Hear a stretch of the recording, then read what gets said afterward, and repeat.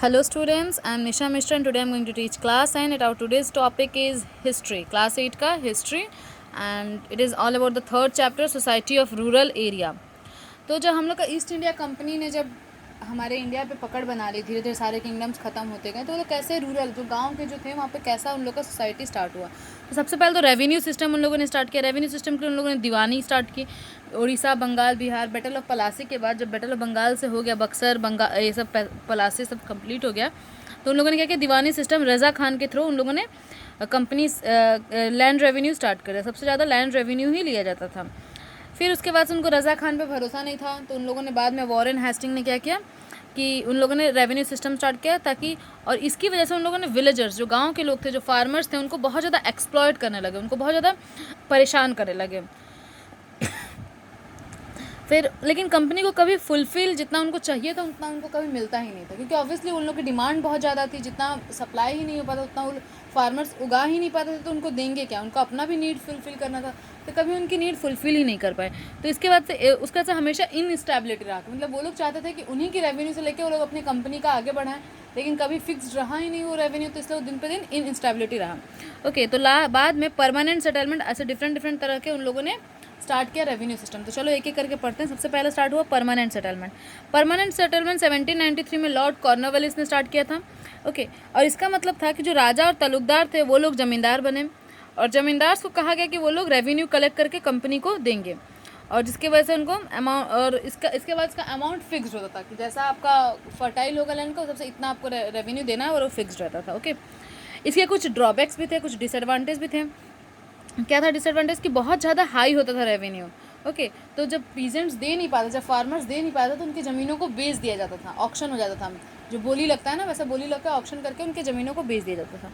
और क्या था कि ज़मींदार उनसे पैसे तो लेते थे, रेवेन्यू तो लेते थे, लेकिन उनको बीज या फिर कुछ भी फसल उगाने के लिए कोई इन्वेस्टमेंट नहीं करते थे उस ज़मीन में, वो सिर्फ उनसे क्या बोलते हैं, आउटपुट ही लेते थे। ओके, एंड देन प्राइसेस रोज़, जब प्राइस बढ़ता गया, तो जैसे कि अगर जब फसल की प्राइस बढ़ती गई, तो क्या कहते हैं, ये जो ज़मींदार थे उन लोग को बहुत गेन हुआ, लेकिन कंपनी को भी गेन नहीं होता था, क्योंकि उनका तो फिक्स कर दिए थे कि इतना ही मिलना है, तो इस वजह से उसमें बहुत दिक्कत हुआ कंपनी को भी। तो उसके बाद से उन लोगों ने क्या किया कि उन्होंने ये वाला सिस्टम पूरा फेल हो गया। फिर उन लोगों ने क्या किया, महलवारी सेटलमेंट स्टार्ट किया।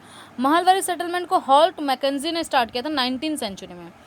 उन्होंने क्या किया, नॉर्थ वेस्टर्न जो प्रोविंस है, बंगाल हो गया, कुछ यूपी के कुछ हिस्से, उन्होंने क्या किया कि वहाँ पे कुछ गाँव को महल बता दिया गया, और उस महल में एक हेडमैन होता था जो कि महल से पैसे लेता था, मतलब लैंड रेवेन्यू कलेक्ट करता था। और किस बेसिस पे वो लैंड रेवेन्यू लेता था, according to the fertile of the land, कैसा वहाँ का लैंड है उस बेसिस पे। और ये हमेशा फिक्स नहीं होता, अकॉर्डिंग टू प्राइसेस उसको हमेशा चेंज होता था टाइम टू टाइम। इसके बाद स्टार्ट हुआ रोयतवारी सिस्टम। रोयतवारी मतलब होता है कि पीजेंट्स, रोयत मतलब होता है पीजेंट्स। ये ज़्यादा कि बॉम्बे और साउदर्न टेरिटरी में स्टार्ट हुआ।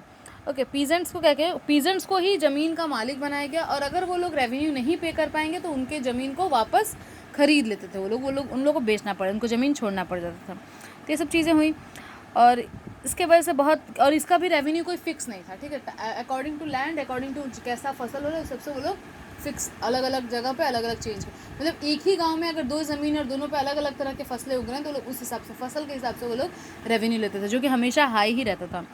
ये सब लैंड रेवेन्यू के कंसिक्वेंसेस क्या हुए, बहुत ज़्यादा हाई रेट हुआ, पीजेंट्स कभी कैपेबल नहीं थे उसको पे करने के लिए।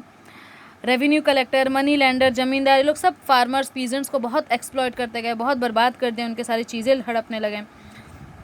पीजेंट्स लोग जब रेवेन्यू नहीं पे कर पाए, तो वो लोग वो जगह छोड़ देते थे, वो लोग जाते कि कंट्री साइड, गाँव के, मतलब जो कि मतलब कहीं अलग जाके बसने लगते थे। फिर क्या किया, बहुत सारे गांव, कस्बे, गांव के गांव खाली होते गए लोगों से, क्योंकि उन लोग के अंदर अब पैसे दे नहीं पाते थे, ऊपर से जुल्म अंग्रेजों के अलग से। और पहली बार इंडिया में लैंड बेचने की कमोडिटी बनी, मैंने कोई एक चीज़ बनानी। तो इससे पहले ज़मीन को, जो ऊपर से जो एग्रीकल्चर लैंड को बहुत ज़्यादा पूजा किया जाता था, पहली बार ज़मीन को लोगों ने जाना कि इसको बेचा, खरीदा, या फिर गिरवी, मॉडरेज मतलब क्या होता है, गिरवी रखा भी जाता है। ओके, तो फर्स्ट टाइम ये चीज़ इंट्रोड्यूस है। इससे पहले land was considered as a very auspicious thing, it's a very holy thing for a peasant, एक फार्मर के लिए एक बहुत ही इंपॉर्टेंट चीज़ थी। So that's all from this chapter, next we will go in the other class. Okay, thank you class.